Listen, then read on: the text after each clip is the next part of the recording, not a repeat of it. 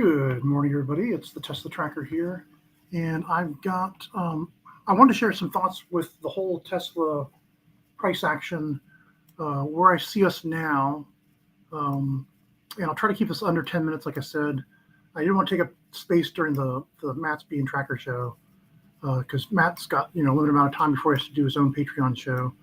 But I've got at least 15 minutes before I have to go live with him. So let's see if we can do this in 10 minutes or less. This is Tesla. This is the Tesla. These are one-day candlesticks. And you can kind of look at you can look a lot of the history of Tesla right here from back when it traded for, in today's adjusted for several share splits now, it's like $25 and goes all the way down to like, oh gosh, $1.43 way back here somewhere after, adjusted for splits. Anyway, looking back, one of the most pivotal points of time here recently was this period of time from 2021 to 2022, in which price action entered this consolidation pattern.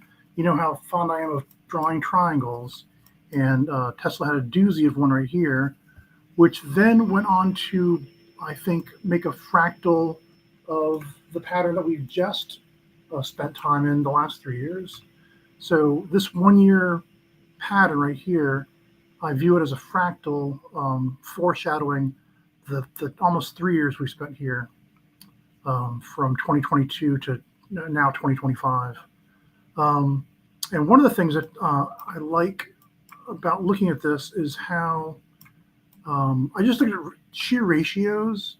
So if I call this like the wave start on this this is a retracement. So a retracement from the bottom here to the price, the all-time high that it hit, 414.50. So from right here it was $1.79. I'm sorry, $179.83 to there. I'm sorry, let me back up. It's a retracement, so it goes from 0 to 100. And so from 0, 179.83 was the low it hit here, March 4th of 2021. Back to the previous high that it had, retracing back to that 100% of the way is $300.13. And then it extends beyond that. Once it hits a new high, you can see it kind of broke above. There's a gap here on that day. And it goes up 195.07%. I know because I measured it exactly to get this number. So if we do the same thing from the bottom to the top, and then 195% that's right, the 101.81 low here. It's 101.22 if you look at it in pre-market after hours action, I think. But on the daily charts, 101.81, back to the 414.50 high. Let's see, that is on the numbers. I apologize. I seem to have, in typical fashion, I thought I had this already, and of course it's missing here. So let's just borrow this. I'm going to copy it, paste it, unlock it, and grab it. This is just the same scale. Let's move the numbers to the right instead of the left. No, on the right side. All right, and then we go to the top here of the 414.50, and the bottom right here of 101.81 on the daily chart is close enough. I'll just be faster to type it in. 101.81.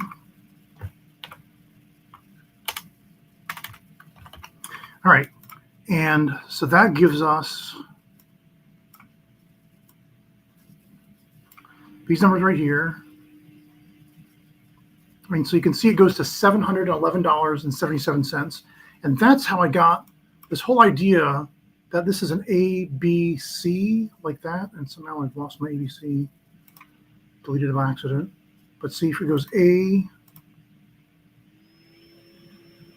B, C, not quite like that, is it? anyway, similar to this ABC we got here. And then, so if we reach the same fractal extension, 195.07% is $711.77. So I see this, that we could easily get to this by July of 2025. That's still my my intention. That's still my prediction. Holds true. I made that. I think it was late November or so that I said that we'd probably hit that. And then so you can take, I can take this tool right here off this bottom, and then simply draw it out. I've been trying using this hyperbolic extension tool. It's not always perfect, but so here's 71177, and yeah, there it is, drawn right through. Oh my gosh, looks a little bit. Let's bring it in a little closer to the moving average 75. I also like. I've been comparing these hyperbolic moves to the moving average 75. You can see here in orange. Now that one says January 2026. I think it's going to be a more hyperbolic move than that. Maybe, no, maybe it will be a little later. No, I really want to see July of 2025, which is right, July 18. July 18, right there. And I know there's a lot of mess on here. I'm going to get to that in just a second. All the details. This is how my brain works, and this is why, it's actually a set of simple patterns that repeat over each other, but they overlay into more and more complicated patterns. So I'm going to get to that next year. So, I'm trying to get to 717.77 by July 18th. So that's right here. Right there. All right, now, where are we now? Off of the 138.80 low, right? It's going to move in a 5-wave impulsive pattern. That's Elliott wave theory, 1, 2. And what we get is, let's see, this is the larger degree wave 1 off of the 101 22 low, and then to 299.29 high. That makes our wave start, wave 1, wave 2 bottom. So now we're in wave 3, and itself is subdivided into 5 impulsive waves. So here's your 1, 2 right here, where it ran up to 271 and then came all the way back to 181.17. And that's a good impulsive 1, 2. You want to see a really stark difference, and that's what we got. And then so it went to 618, 236 almost perfectly. I'm looking at these fibs right here. And then after a 618, 236 move, I expect a 1, 2, 3, 6. And this is where the whole thing fooled me, because I was still looking for it to hit 383 and then pull back to 290. It didn't do that. What it did, it was only this morning that I saw this, which is why I'm doing this video now and not like a week ago, because I only saw it this morning. It shortcutted the 1, 2, 3, 6, 7, 6, 4 move.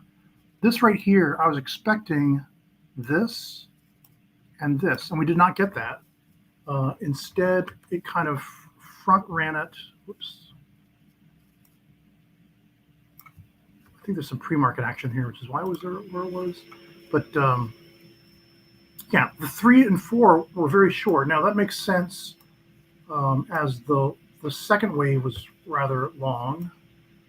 So this 3, 4 is very short.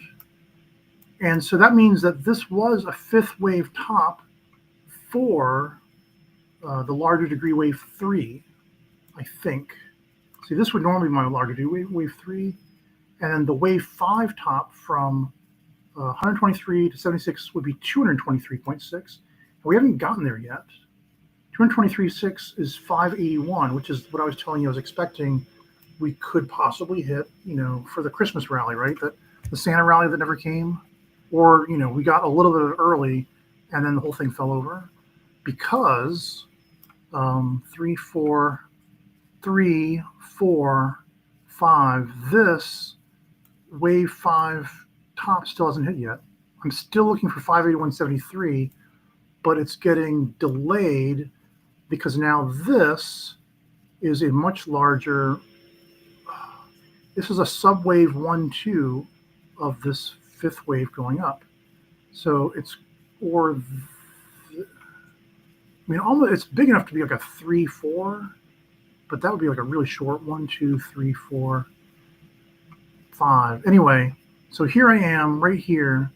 I think this is like a large 1, 2 inside this wave 5 going up. And so right here, this little ABC, that's these numbers right here from the 488.54 high that we struck back to the 373.04 low that we hit yesterday morning. I'm sorry, yesterday, about noon yesterday. So a typical ABC retracement would take it back to the 618, which is 444.42. And then that lines up with, if I take the wave 4, that's these dotted lines right here. And I'm sorry, bear with me if you haven't been following, you're not up on Elliott wave theory. Just bear with me here.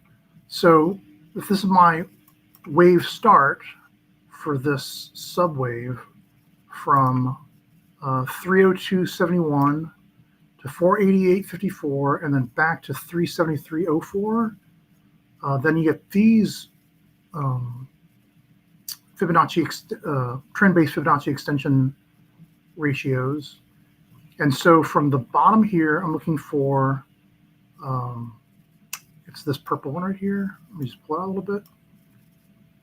444.03 for the 382, back to the 236 for 416.90, and that matches the same pattern that we had back here. It was well, before it was a 618.382.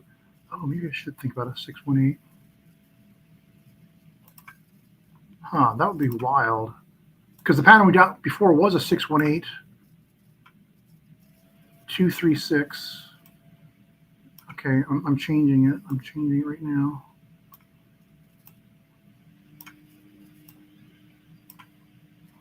Sometimes my process is the explaining is part of my process. Okay, so that takes us to 618.236. 2236. No, I'm sorry, 123.6 right here at 62.74. Let me go ahead and bring this out now, because we're using these. All right, back to the 76.4 at 515.02, and then that tops out at the 2236 at 788.58, which is higher than I'm looking for around that 711. But I could see it could possibly melt up to that. Or it could truncate, right? But so this is what I'm basically all this to tell you. If we don't get any lower than 373.04 like we got yesterday, then I expect at least an ABC retrace like 417, 400, 444.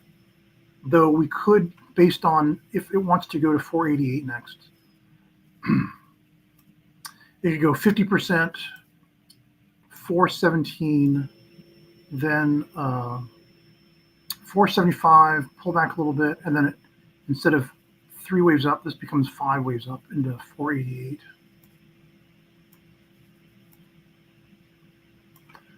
Then back to 412 again, horrifyingly. And then up to 602, 515.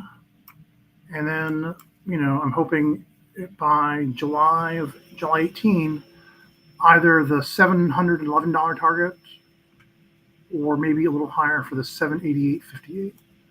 I guess I'm going to pull it closer to here. And that's it. That's what I see right now.